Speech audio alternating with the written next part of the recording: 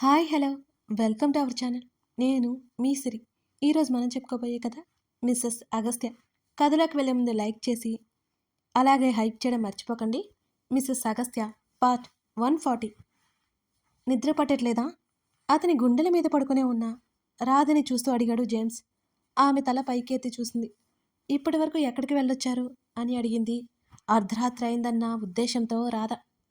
చిన్న పని ఉంటే వెళ్ళాను. అతనికి చెప్పే ఉద్దేశం లేదని అర్థమయ్యి ఇంకెక్కువ అడగకుండా మౌనంగా ఉండిపోయింది రాధ. బాగా లేట్ అయింది, పడుకో. ఆమె భుజం మీద అతను తడుతుంటే అసలు ఎవరు తీసుకెళ్లారు మేడంని అని అడిగింది రాధ. ఓ పెద్ద బిజినెస్ మ్యాన్ అని అన్నాడు. అతనికి ఏం పని మేడం గారితో? అదే తెలియట్లేదు. తీసుకెళ్లిన అతన్ని వీళ్ళు ఎప్పుడు చూడలేదు. కనీసం అతను ఎవరో కూడా వీళ్ళకి తెలియదు. సడన్గా వీళ్ళ లైఫ్లోకి వచ్చాడు ఆ వ్యక్తి అని అన్నాడు జేమ్స్. వాళ్ళు ఏం చేయరు కదా? భయంగా అడిగింది రాధ. లేదు లేదు, ఏదైనా చేస్తే బ్రతికే ధైర్యం వాళ్ళకి లేదు. నువ్వు కంగారు పడుకో, రెస్ట్ తీసుకో అని అన్నాడు జేమ్స్. అన్నదే కానీ జరగబోయే వాటి గురించి భయం వేస్తోంది ఆమెకి. బిజినెస్ మెన్ అంటున్నారు, సెక్యూరిటీ ఉంటుంది. గొడవలో ఏదైనా జరిగితే? అతని చొక్కాని గట్టిగా పట్టుకుంది. కళ్ళు మూసుకుంది రాధ ఆ ఆలోచనకి. మరోవైపు శ్రీధలో రోజురోజుకి కనబడుతున్న మార్పు చూసి మనోహర్కి చెప్పలేనంత సంతోషంగా ఉంది. అంతేకాదు, శ్రీధ నాన్న అని పిలవడం ఇక గాల్లో తేలిపోసాగాడు మనోహర్. ఈ మధ్య ఎక్కువ మీటింగ్లు క్యాన్సిల్ చేసుకుంటూ ఇంట్లో ఉండడానికి ప్రయత్నం చేస్తున్నాడు. ఏమైనా ఇంట్లో నుంచే ఉండేలా చూసుకుంటున్నాడు మనోహర్. అత్యంత ముఖ్యమైన పని ఉంటే తప్ప. శ్రీధ పూర్తిగా అతన్ని తండ్రిగా యాక్సెప్ట్ చేసే సమయం కోసం మనోహర్ చాలా చాలా ఎదురు చూస్తున్నాడు. ఆ రోజు అపాయింట్మెంట్ ఇచ్చాడు మనోహర్. ఎవరో ఫారినర్స్ తమ కంపెనీలో ఇన్వెస్ట్ చేయడానికి వస్తున్నట్టు తెలిసి వాళ్ళతో మాట్లాడడానికి మనోహర్ సిద్ధమయ్యాడు. ఆ రోజు ఇంట్లో సూరజ్ కూడా లేడు. నాకు బోర్ కొడుతుంది, నేను మీతో పాటు రానా? అతన్నే చూస్తూ అడిగింది శ్రీధ. ఎలాగైనా ఒక మొబైల్ సంపాదించాలని ఆమె బాధ. నాకు క్లయింట్స్తో మీటింగ్ ఉందిరా, ఇంట్రెస్ట్ ఉంటే రా అన్నాడు మనోహర్. ఆమె తలాడించింది. అతనితో పాటు వెళ్ళింది. కాకపోతే మనోహర్ అక్కడ ఉంటే శ్రీధ దూరంగా ఉంది. కనీసం ఫోన్ కానీ ల్యాప్టాప్ కానీ ఏమీ లేవు. ఆ టీవీ ఆడుతుంటే దాని మొహం వైపు చూస్తూ కూర్చుంది శ్రీధ. నలుగురు వ్యక్తులు లోపలికి వచ్చారు. మనోహర్ సోఫాలో కూర్చుంటే ఇద్దరిద్దరు చొప్పున అటు ఇటు కూర్చున్నారు.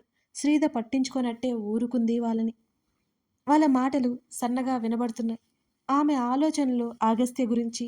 అతన్ని ఎలాగైనా కాంటాక్ట్ అవ్వాలి. చుట్టూ చూసింది శ్రీధ. ల్యాండ్ ఫోన్ ఏమైనా దొరుకుతుందని.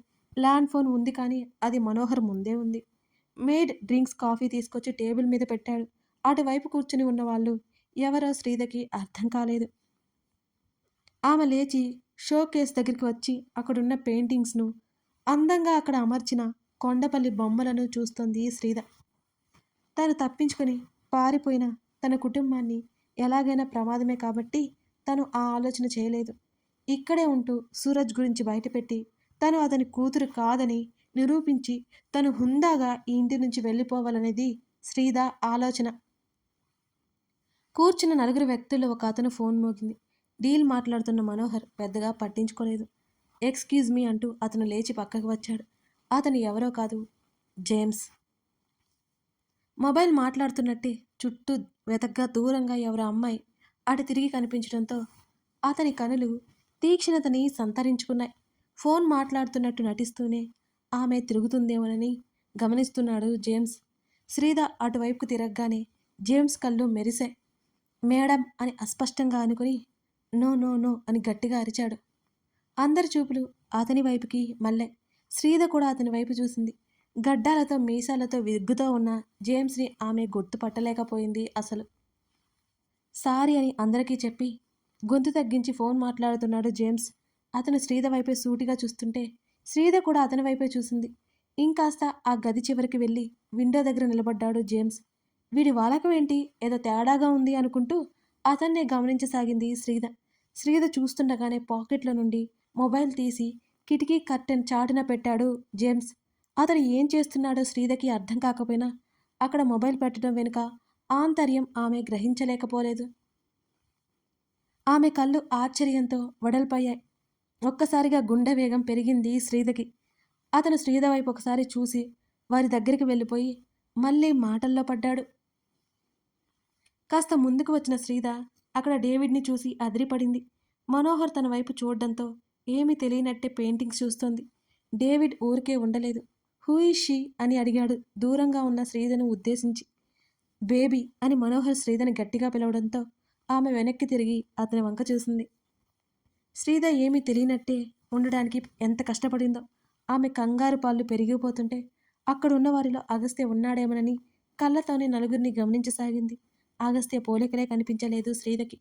ఆ గడ్డాలతో మీసాలతో ఉన్న వ్యక్తి జేమ్స్ అని ఆమెకి మెల్లిమెల్లిగా అర్థమైపోయింది. అది అర్థమవ్వగానే ఇంకాస్త షాక్కి గురైంది. అసలు జేమ్స్కి డేవిడ్ ఎలా తెలుసు? ఆమెకు అర్థం కాలేదు. వీళ్ళంతా తన కోసం ఇక్కడికి వచ్చారా? అగస్త్య ఎందుకు రాలేదు? ఇక్కడ నేను ఉన్నానా లేనా అని చూసి రమ్మని వీళ్ళను పంపారా? ఆలోచించుకుంటూ వచ్చిన శ్రీధ మనోహర్ దగ్గర నిలబడింది. She is my daughter Sasirekha అని వాళ్ళగా పరిచయం చేశాడు. డేవిడ్ జేమ్స్ విస్తుపోయి చూసి వెంటనే తేరుకున్నారు.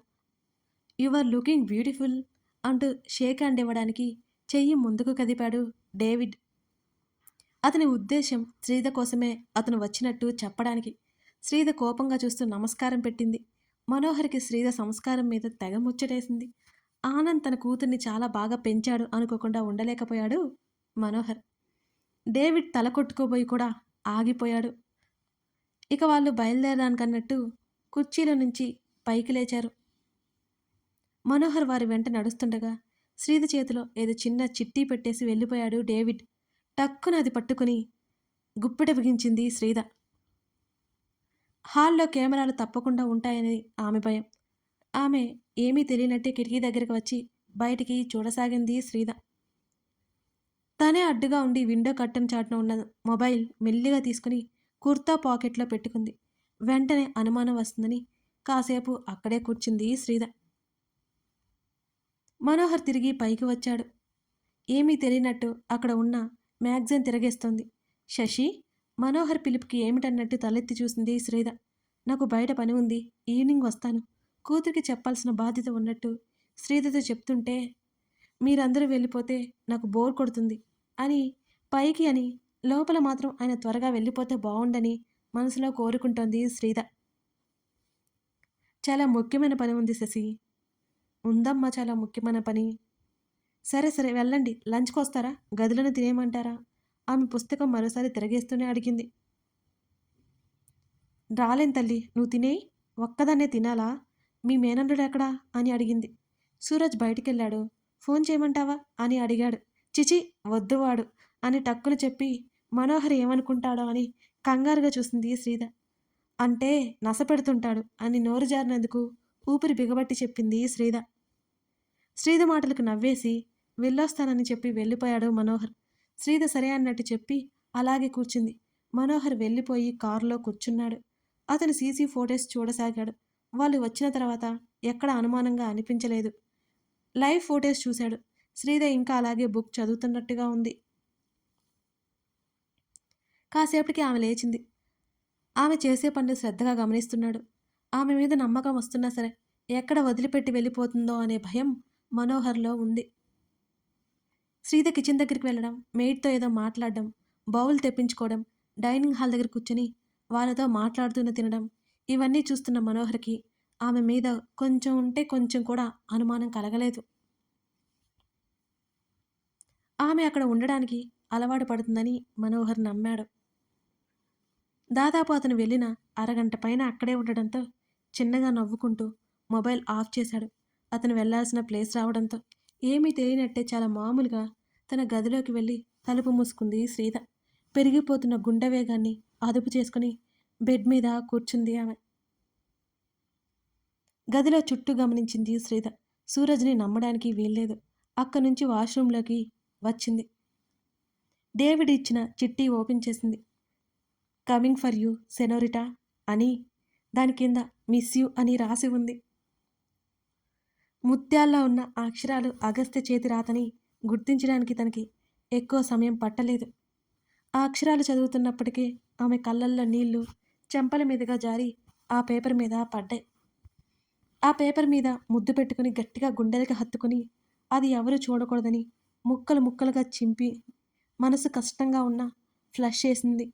వెంటనే మొబైల్ బయటికి తీసింది శ్రీధ. మొబైల్ స్విచ్ ఆన్ చేసింది. అగస్త్య నెంబర్కి డయల్ చేసింది. ఆమెలో ఆతృత ఎక్కువైపోయింది. ఆమె గుండె శబ్దం ఆమెకై వినిపించేంత గట్టిగా కొట్టుకోసాగింది. ఆమె మొబైల్ రింగ్ అవుతోంది. సెనోరిటా అగస్త్య స్వరం వినిపించగానే ఆమె కళ్ళల్లో నీళ్లు ఒక్కసారిగా చిప్పిల్లాయి. ఆమె పడుతున్న దుఃఖం, ఆ దుఃఖంలో సంతోషం తాలూకా ఆమె వెక్కిళ్ళిపెట్టి ఏడవసాగింది. నాకు ఏడిస్తే నచ్చదని నీకు తెలుసు కదా అని అడిగాడు సీరియస్నెస్ నటిస్తూ. ఐ మిస్ యూ రావణ్ అని మళ్ళీ మళ్ళీ ఏడ్చింది శ్రీధ. ఫస్ట్ ఏడవడం ఆపేయ్. ఆపేశాను. నువ్వెందుకు రాలేదు? కళ్ళు తుడుచుకుంటూ అడిగింది శ్రీధ. అతని నుంచి వీడియో కాల్ వచ్చింది. క్షణం ఆలస్యం చేయకుండా లిఫ్ట్ చేసింది శ్రీధ. వాల్యూమ్ చాలా తగ్గించేసింది. అతని ముఖం స్క్రీన్ మీద కనబడుతుంటే మెల్లిగా తడిమింది. తన కోసం అతని కళ్ళు ఎంతగా ఎదురుచూస్తున్నాయో అతని కళ్ళ కింద వలయాలే ఆమెకి చెబుతున్నాయి. మాసిన అతని గడ్డం ఆమె కోసం నిరీక్షిస్తున్న తీరు చెబుతోంది. ఆ గడ్డమేంటి, ఆ జుట్టేంటి, నాకు నచ్చలేదు. ఏడు బిగబట్టి చెప్పింది. వెయిట్ తగ్గావా చంపేస్తా అని అనగానే రాక్షసుడా అంటూ అతని మాటలు వింటూ అతన్నే చూస్తూ కన్నీళ్లతోనే నవ్వింది శ్రీధ. అవి ఎక్కడా అని అడిగింది. నిద్రపోతున్న కూతురు వైపు మొబైల్ చూపించాడు. అప్పటికే ముఖం పీక్కుపోయి చిక్కుపోయినట్టున్న అవంతిని చూడగానే ఆమె కళ్ళల్లో మరోసారి నీళ్లు నిండుకున్నాయి. అడగట్లేదా నన్ను?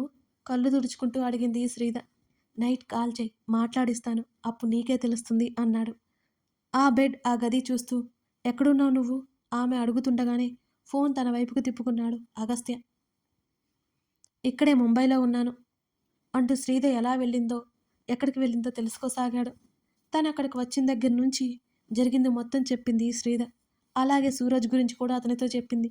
ఆమె చెప్పిన మాటలన్నీ విన్న తర్వాత అగస్త్య బ్రుకుటి ముడిపడింది. అతనికి నువ్వు కూతురేంటి? Non sense. అయినా కానీ అలా తీసుకెళ్ళిపోతారా ఈడియట్, ముఖం చిట్లించి అన్నాడు.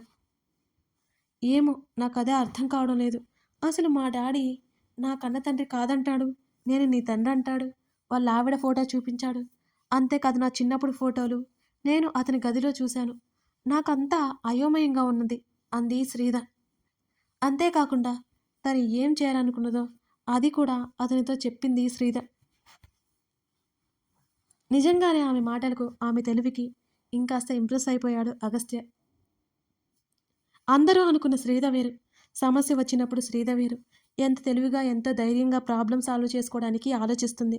అది అతని కంటే ఎవరికి బాగా తెలియదు. ఇప్పుడు నేను బయటపడ్డానికి బాగానే ఉన్నా అతను మనల్ని వదలడు. అందుకే నేను అతని దారిలోనే వస్తున్నాను. నువ్వు పొరపాటున ఇతని కంట పడకు. ఆవేశంతో ఇక్కడికి రావద్దు. చంపడానికి కూడా వెనకాడేలా లేరు వీళ్ళు, హెచ్చరికగా చెప్పింది శ్రీధ. 2 క్షణాలు ఆలోచించి శ్రీధ ఏం చేయాలో చెప్పాడతను.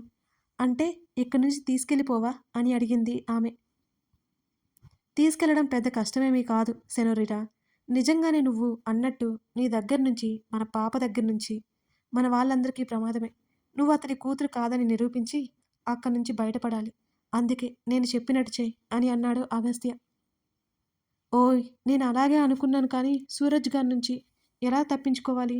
అతని వైపు చూస్తూ దీనంగా చూసింది శ్రీధ. అతని సెనోరిటాని భయపెడుతున్న ఆ సూరజ్ని ఏం చేయాలో అని లెక్కలు వేసుకుంటూ, ముందు ఇలాగే కంటిన్యూ అవు నువ్వు, ఆ టైం వచ్చినప్పుడు షాక్ అవ్వాలి అని అన్నాడు. ఇదంతా వర్కౌట్ అవుతుందంటావా అని అడిగింది శ్రీధ. ఇది నీ ఆలోచన సెనోరిటా, దానికి కాస్త సానపట్టాను, తప్పకుండా వర్కౌట్ అవుతుంది అని అన్నాడు. తలాడించి అతన్నే చూస్తుండిపోయింది శ్రీధ. ఆమె కళ్ళల్లో మళ్ళీ నీళ్లు వస్తుంటే ఏడవకు అన్నాడు. ఏడుపు వస్తుంది రావణ్. ఏంటి నాకు ఈ కర్మ? నా కూతుర్ని వదిలి ఇక్కడ ఎక్కడో ఉండాల్సిన కర్మ ఏంటి నాకు? ఆమె కళ్ళు తుడుచుకుంది. అందరికీ లెక్కలు సరిచేద్దాం. అలాగే ధైర్యంగా ప్రవర్తించు. నా మాట విను, ఆవేశపడకు, సరేనా అన్నాడు. అవిని చూపించు. అతను మొబైల్ అవంతి వైపు తిప్పాడు. ఒకవైపు ఒత్తిగిలి నిద్రపోతోంది తన కూతురు. ఇప్పుడే పడుకుని పోయిందేంటి? రాత్రి పడుకోలేదా? అయినా దాన్ని ఎందుకు తీసుకొచ్చావు అని అడిగింది బాధగా చూస్తూ. ఎవరి దగ్గర ఉండట్లేదు, అసలు ఏడుస్తుంది, తీసుకొచ్చేశాను అని చెప్పాడు అగస్త్య. ఆమె గది తలుపు కొడుతున్న శబ్దం వినిపిస్తుంటే ఎవరో తలుపు కొడుతున్నారు అని అంది కంగారుగా. నువ్వేం టెన్షన్ పడకు, ముందు మొబైల్ స్విచ్ ఆఫ్ చేయి అన్నాడు అగస్త్య. నేను నైట్ కాల్ చేస్తాను అని వెంటనే కాల్ కట్ చేసి మొబైల్ స్విచ్ ఆఫ్ చేసి బాత్రూంలోనే పెట్టేసి ముఖం మీద నీళ్లు కొట్టుకుని బయటికొచ్చింది.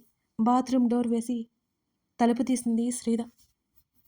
ఎదురుగా సూరజ్ కనిపించగానే ఆమె గుండె గుబేలుమంది. అతను నవ్వుతూ కళ్ళెగరాయిగానే గదిలో నుంచి బయటకు వచ్చి తలుపు లాగింది శ్రీద. కథ కొనసాగుతోంది. ఇదన్నమాట సంగతి. మొత్తానికి అగస్త్య శ్రీదని కనిపెట్టేశాడు కదా. ఇప్పుడు ఆమె అక్కడి నుంచి ఎలా డేవిడ్ తప్పించుకుంటుంది? శ్రీధతో అగస్త్య మాట్లాడగలడా ప్లాన్ ఏంటి? లేకపోతే ఇవన్నీ డేవిడ్ చూసేద్దాం. వాళ్ళకి దొరికిపోతాడా? తప్పకుండా లైక్ చేసి కామెంట్ ఇవన్నీ చేయడం తెలియాలి మర్చిపోకండి అంటే ఫ్రెండ్స్. మీరు థ్యాంక్ యూ తర్వాత ఫర్ భాగం వాచింగ్ దిస్ చూడాల్సిందే. వీడియో. లైక్ చేయడం మాత్రం మర్చిపోకండి. Thank you for watching this video.